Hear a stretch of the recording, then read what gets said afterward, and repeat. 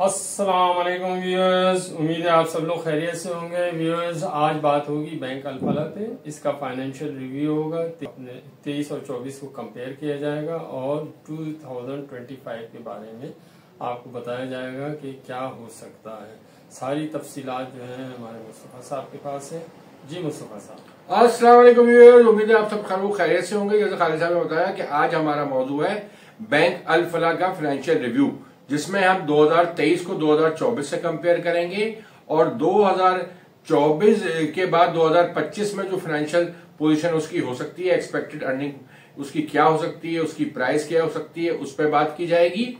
और इसके साथ साथ जो है इस बैंक को कंपेयर किया जाएगा एवरेज बैंकिंग इंडस्ट्री के जो फाइनेंशियल रेशियो और नंबर्स हैं उससे बैंक अल-फलाह के नंबर्स को कंपेयर किया जाएगा और आपको बताया जाएगा कि बैंक अल-फलाह कितनी चीजों में पॉजिटिव है और कितनी चीजों में नेगेटिव है। तो ये तमाम तफसील हमारी इस वीडियो में होगी। तो इस वीडियो को आप पूरा देखेंगे तो आप एक कंक्लूजन पे पहुंच सकते हैं कि आपको इस शेयर में इन्वेस्टमेंट करनी चाहिए या नहीं करनी चाहिए। और इसके साथ साथ इन्वेस्टमेंट गुरु अपनी भी राय आपको देगा कि आपको इस शेयर के बारे में इसमें इन्वेस्टमेंट करनी चाहिए या नहीं करनी चाहिए, तो आपको कितना रिटर्न मिल सकता है। ये तमाम चीजें हमारी इस वीडियो का पार्ट है। तो अब हम वीडियो शुरू करते हैं। जैसे आपको पता है कि ये बैंकिंग सेक्टर का शेयर है।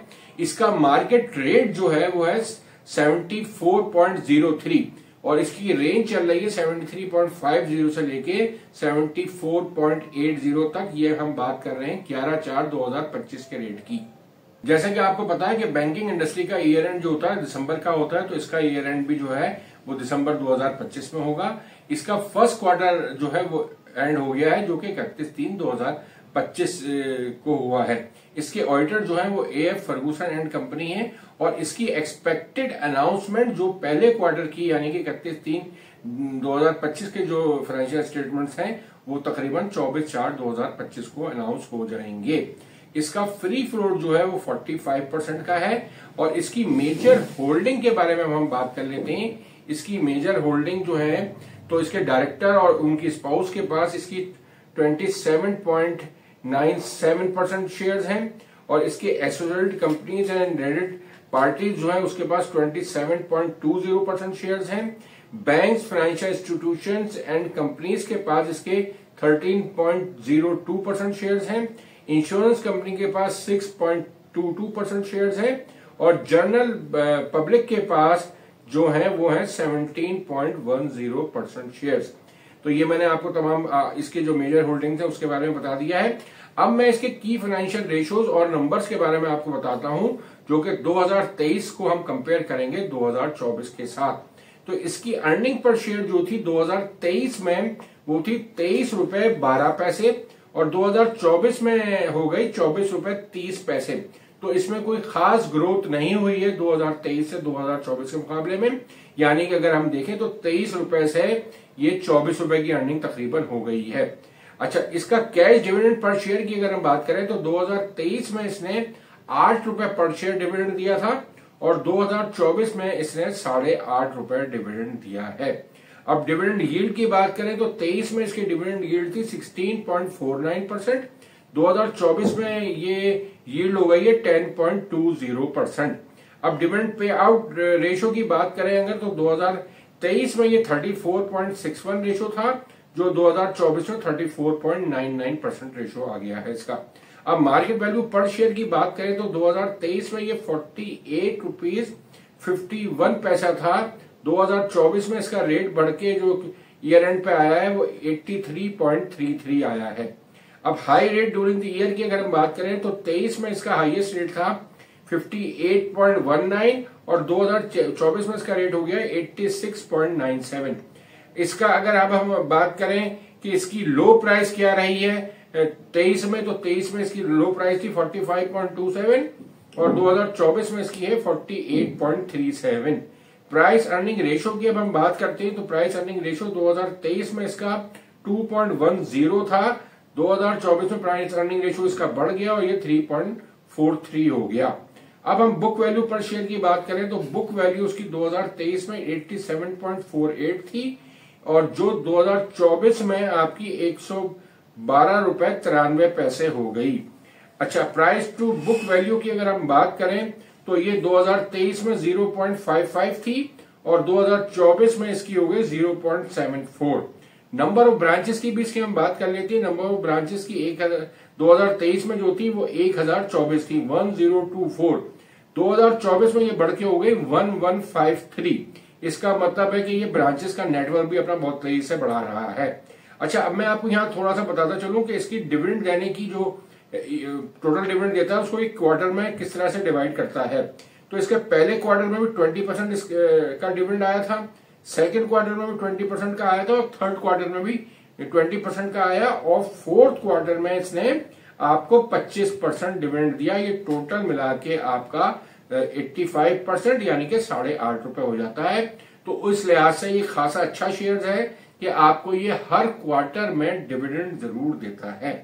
अच्छा, अब हम बात करते हैं इसकी कंपैरिजन की बैंकिंग इंडस्ट्री के साथ कि बैंकिंग इंडस्ट्री के जो एवरेज नंबर्स हैं उनके मुकाबले में बैंक अल-फलाह के जो नंबर या रेशोज हैं वो कहां स्टैंड करते हैं। इसलिए कुछ चीजों में ये पॉजिटिव है और कुछ चीजों में ये नेगेटिव है। अब हम 1 बाय 1 आपको बताते हैं। सबसे पहले हम पी रेशो की बात करते हैं। तो पी रेशो जो एवरेज बैंकिंग इंडस्ट्री का है वो 4.4 है और जो बैंक अल-फलाह का है ये 3.43 है। यानी कि ये शेयर जो इन्वेस्टर के फेवर की चीज है, इसका पी रेशो जो है एवरेज से कम है तो ये फेवरेबल है, यानी कि ये पॉजिटिव है। अच्छा, अब हम बात करें प्राइस टू बुक वैल्यू की। तो प्राइस टू बुक वैल्यू जो है एवरेज 0.9 की है, तो बैंक अल-फलाह की 0.74 है। ये भी इन्वेस्टर के लिए खासा पॉजिटिव है। अब हम डिविडेंड यील्ड की बात करते हैं। डिविडेंड यील्ड जो एवरेज बैंकिंग इंडस्ट्री का है वो 12% है और बैंक अल-फलाह का 10.20 है। इसका मतलब ये 12% से एवरेज जो है उससे कम है, तो इसका मतलब ये नेगेटिव है।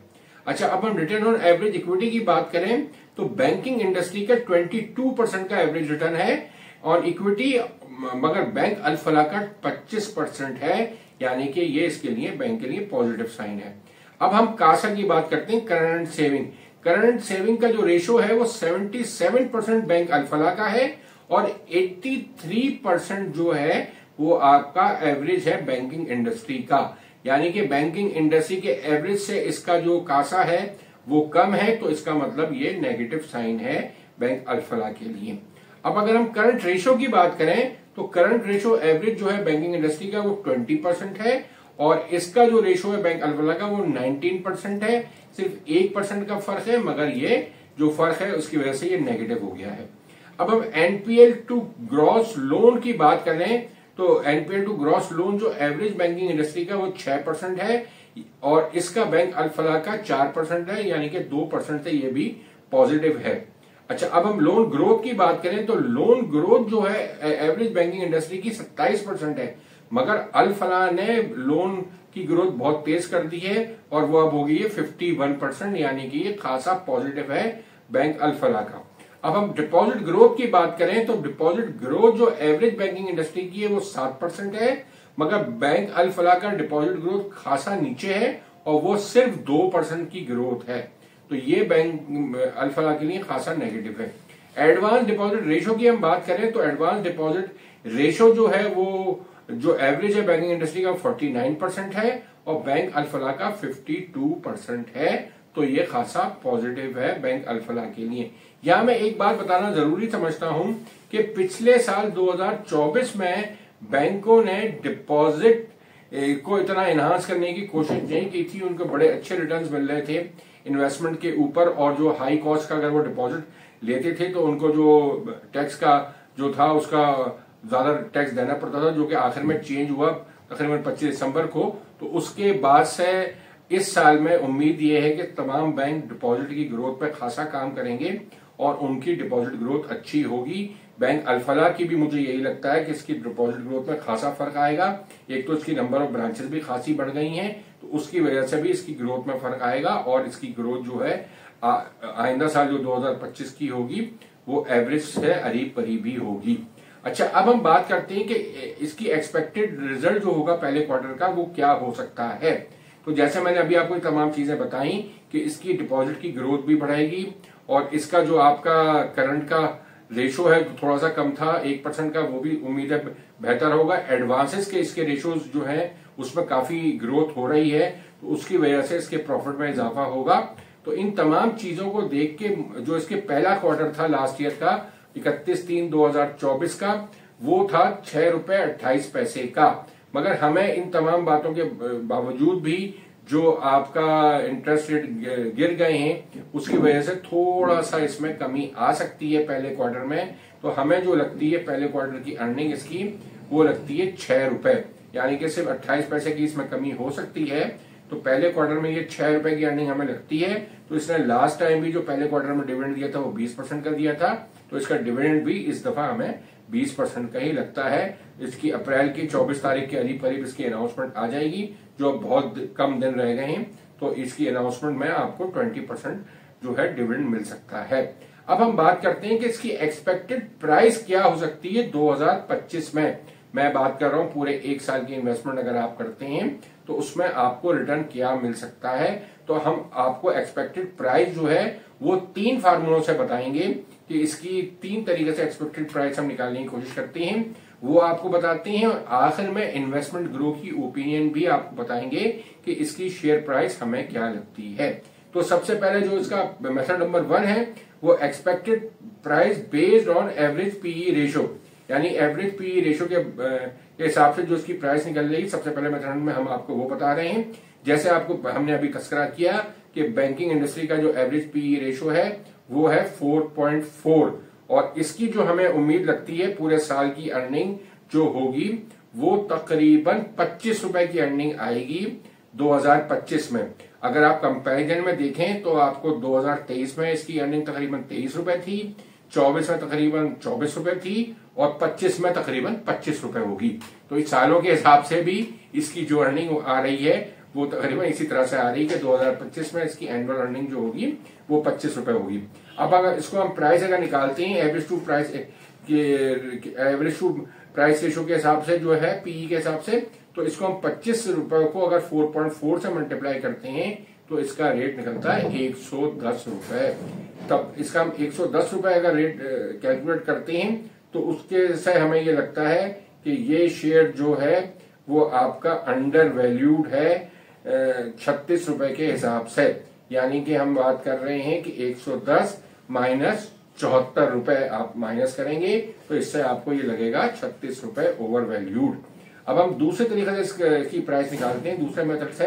तो एक्सपेक्टेड प्राइस जो इसकी आ रही है वो हम ओन प्राइस इसकी जो है उसको बुक वैल्यू से मल्टीप्लाई करके आपको सेकंड मेथड से निकालेंगे, यानी कि expected price based on on price to book value के मेथड से। तो इसकी हम आपको बुक वैल्यू की कैलकुलेशन पहले बता देते हैं कि इसकी जो ओपनिंग जो इसका बुक वैल्यू है यानी कि 2024 की जो क्लोजिंग है वो 113 रुपए है।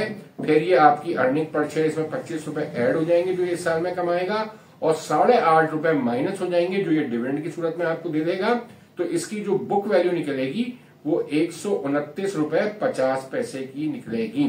तो अगर इसकी जो बुक वैल्यू 129 रुपए 50 पैसे निकलती है और इसका ओन जो प्राइस टू बुक वैल्यू का रेशियो है वो है 0.74, अगर हम इसको 0.74 से मल्टीप्लाई करते हैं तो इसकी प्राइस निकलती है 95.83, यानी कि इसको अगर हम राउंड कर लें तो ये बनता है 96, और इसकी अभी प्राइस चल रही है 74। तो 96 को हम 74 से माइनस करते हैं तो ये अंडर वैल्यूड है 22 रुपीज है।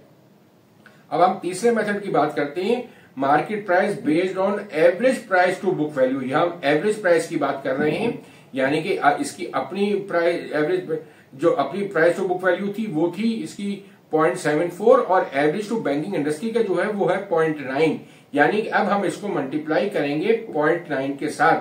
तो इसकी जो आपकी बुक वैल्यू आ रही थी वो 129.50 आ रही थी, और एवरेज जो प्राइस टू बुक वैल्यू है वो 0.90। तो इसका रेट निकल के आता है 116 रुपए 55 पैसे। तो अब इसको अगर हम 116 ही ट्रीट करते हैं और 74 रुपए इसकी जो इस वक्त की प्राइस चल रही है उससे माइनस करते हैं तो ये अंडर वैल्यू नजर आता है 42 रुपीज से, यानी कि जो 74 माइनस 116। तो आपको हमने तीनों मेथड से ही तो प्राइस बता दी है, तो तमाम मेथड से ये शेयर अंडर वैल्यूड है। अब इस पे हमारी जो प्रिडिक्शन है या जो हमारी राय है वो हमें लगता है कि ये शेयर आपको 95 रुपए तक 2025 में जा सकता है, यानी कि 74 रुपीज अभी है, तो ये आपको 95 रुपीज तक जा सकता है। तो इस हिसाब से ये अभी अंडर वैल्यूड है 21 रुपए से। और इसमें अगर हम डिविडेंड को भी ऐड कर लें तो इसमें आपको 8.5 रुपए का डिविडेंड भी मिल जाएगा। तो ये तकरीबन आपका 29.50 रुपए आपको ये दे सकता है। यानी कि इसको अगर मैं राउंड करूं तो पूरे साल में आपको जो इसमें गेन हो सकता है कैपिटल गेन प्लस डिविडेंड की मद में, तो ये आपको 30 रुपीज का ओवरऑल आपको इसमें गेन हो सकता है। तो इसको अगर मैं इन टर्म्स ऑफ रिटर्न या इन टर्म्स ऑफ जो परसेंटेज निकाल के बताऊं कि इसमें आपको कितना गेन हासिल हो सकता है, तो आप 30 रुपए को अगर 74 रुपए से डिवाइड करते हैं जो इसकी मार्केट वैल्यू अभी आ रही है, तो आपको ये तकरीबन 40% का रिटर्न जो है 1 साल की इन्वेस्टमेंट में दे सकता है, अगर हालात जो हैं साजगार रहे। और ये ट्रम्प की वजह से जो मार्केटों पे आजकल खासी मंदी चल रही है, ये हमें तो उम्मीद है कि बहुत जल्दी खत्म हो जाएगी और पाकिस्तान में इसकी कोई खास असरात नहीं आएंगे।